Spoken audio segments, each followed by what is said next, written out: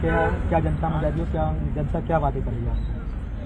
विधानसभा असमोली में सभी लोग, सभी पूरा क्षेत्र जो है बहुत ही मजबूती के साथ और खुद जैसे चुनाव लड़ा जाता है उस तरह से प्रत्येक जनता का व्यक्ति, समाजवादी पार्टी का प्रत्येक कार्यकर्ता और प्रत्येक पदाधिकारी पूरी मेहनत के साथ हमारे पार्टी के समाजवादी पार्टी के प्रत्याशी जियाउर रहमान वर्ग साहब को चुनाव लड़ा रहे हैं। और आने वाले वक्त में 4 जून को आप देखेंगे कि बहुत ही अच्छे वोटों से न सिर्फ विधानसभा असमोली बल्कि एक संभल लोकसभा की सीट जीतकर समाजवादी पार्टी जाएगी। 5 विधानसभा में असमोली कितनी मजबूत है?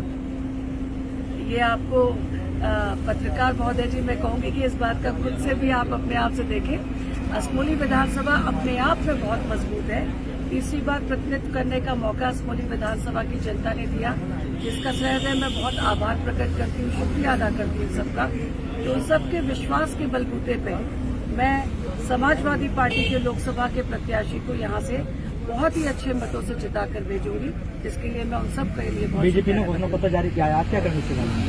बीजेपी को घोषणा पत्र एक जुमले की तरह ही निकलेगा, क्योंकि ये 10 साल से भारतीय जनता पार्टी का जो संकल्प पत्र जारी हुआ है इसमें 60% बेरोजगार घूम रहे युवाओं के बारे में कहीं कोई बात नहीं कही गई। 90% किसान वर्ग जो है उनके विषय में कहीं एमएसपी को लेकर किसी तरह की कोई बात नहीं है। महंगाई को लेकर कहीं कोई बात नहीं है। 6,40,000 गाँव को लेकर, उन 6,40,000 गाँव के लिए भी अगर मैं बात करूं तो उनको लेकर कहीं कोई बात नहीं कही गई। उसके अलावा अगर हम बात करें कि जिन सांसदों के जहां से सबसे ज्यादा सांसद जीत कर जाते हैं उस प्रदेश को देने की बात नहीं कुछ होती, वो भी संकल्प पत्र में नहीं है। जिस प्रकार से गारंटी की बातें 10 साल जनता ने देख लिया भारतीय जनता पार्टी के लोगों को, और जिन्होंने वादे किए थे बहुत सारे 15 लाख को लेकर, एमएसपी को लेकर, रोजगार को लेकर, वो वादे जो है बिल्कुल खोखले साबित हो रहे हैं। जनता जागरूक है और निश्चित तौर पर भारतीय जनता पार्टी के खिलाफ न सिर्फ लोकसभा संभल में बल्कि पूरे उत्तर प्रदेश में उनके खिलाफ मतदान होगा और समाजवादी पार्टी गठबंधन इंडिया का जीतकर सरकार की ओर एक कदम आगे बढ़ाएगा।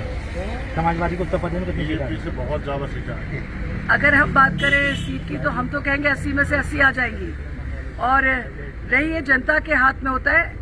इतना विश्वास के साथ कह सकती हूँ इंडिया गठबंधन की अधिक से अधिक सीटें आएंगी। भारतीय जनता पार्टी से ज्यादा सीटें आके सरकार बनाने के लिए एक कदम आगे बढ़ रहा है और सभी का सहयोग है इसमें। समाजवादी पार्टी और इंडिया गठबंधन केंद्र में भारतीय जनता पार्टी का सुपड़ा साफ करके सरकार बनाएगी। राजनाथ सिंह कहना 80 सीट आ रही है। कहने को तो बहुत कुछ जो है भारतीय जनता पार्टी के नेताओं ने कहा है, लेकिन कहाँ तक कितने जो है वो सत्यता के उस पर अगर देखा जाए तो सत्यता से बिल्कुल परे है। तो सार्थकता कहीं दिखाई नहीं देती। कहने को नेता अगर कहीं पर कुछ ज्यादा कह रहे हैं तो मैं बस इतना ही कहना चाहूंगी कि इस बार जनता चुनाव खुद लड़ रही है और जनता अपना फैसला इंडिया गठबंधन के पक्ष में करेगी। राजनाथ सिंह मुसलमानों की याद आ रही है, राजनाथ सिंह कह रहे थे।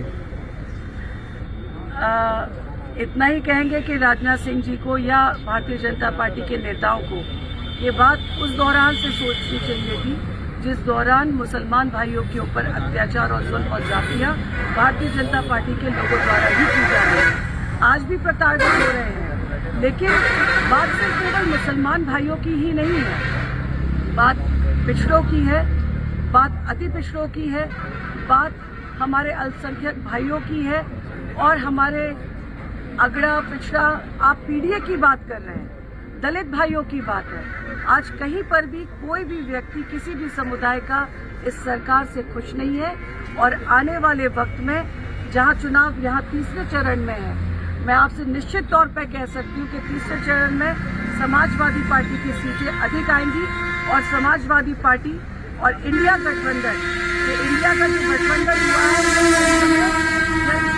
भारतीय जनता पार्टी को हटाकर सरकार बनाएगा। धन्यवाद।